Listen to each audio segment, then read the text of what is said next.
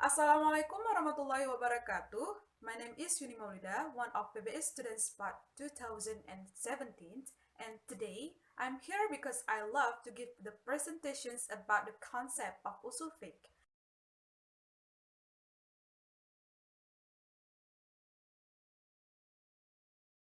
And about the preview, I would like to start from the definitions of Usul Fiqh, and then the relationship between Usul Fiqh and Fiqh, the history of the development of Usul Fiqh study object, the figures of Usul Fiqh and their masterpiece, and the last is the advantages of studying Usul Fiqh.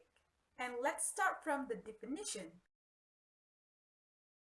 Usul fiqh is a combination of two words, namely usul, which means principle, basis, foundation, and the word of fiqh literally means understanding about something, then getting an additional ya nisbah, which functions to categorize or classify.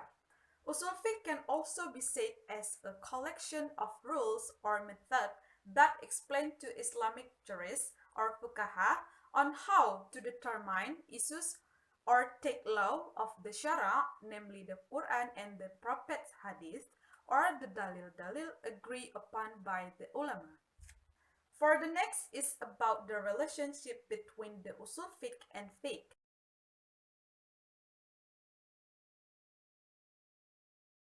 Usul fiqh and fiqh are two things that cannot be separated. Simply put, fiqh talks about the law from the aspect of actions, while the usul fiqh talks about the method or processes of how to find the law.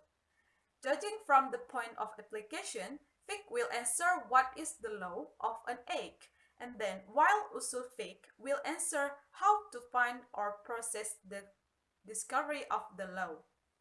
Briefly, the development of usul fiqh through three periods, namely, the first is era of Prophet Muhammad SAW, the second is era of Khulafa ur-Rashidin, and the last is the era of Tabi'an. In the first era, in the Prophet Muhammad era, was all issues of fiqh or Islamic law were returned to the Prophet Muhammad SAW. And at this time, it can be said that the source of fiqh is the revelations of Allah Subhanahu wa Ta'ala. Rasulullah SAW also clearly used qiyas in establishing the law. In the era of Khulafa ur-Rashidin, the emergence of new cases requiring the Khalifah to solve the law with their abilities or with the Khalifa's facilities, such as holding deliberations, deciding the law according to their field, and then considering reason or rayu, and using qiyas in deciding a law. And in the last era, tabi'in, at this time, there were also more differences and debates between ulama regarding the result of ijtihad. The argument and the path was taken. These differences and debates are not only between the ulama of one region or another, but also between ulama who both live in the same area. The fact encouraged the ulama to decide the law by ijtihad. And in the next sessions, it is about several ulama or figures who plays a role in usul fiqh. And the following are the figure of usul fiqh and their masterpiece.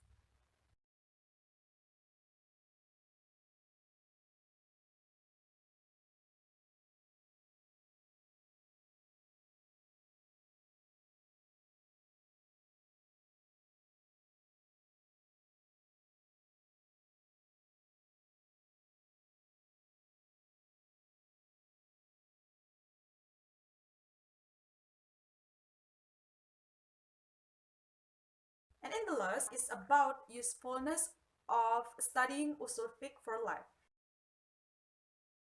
including the first, provide a basic understanding of the rule and methodology of the mujtahid of ulama in exploring the law.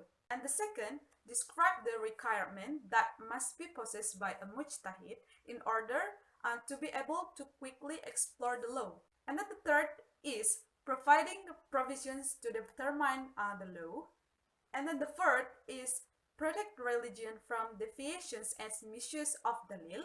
And the last is to find out the strengths and weaknesses of the mujtahids.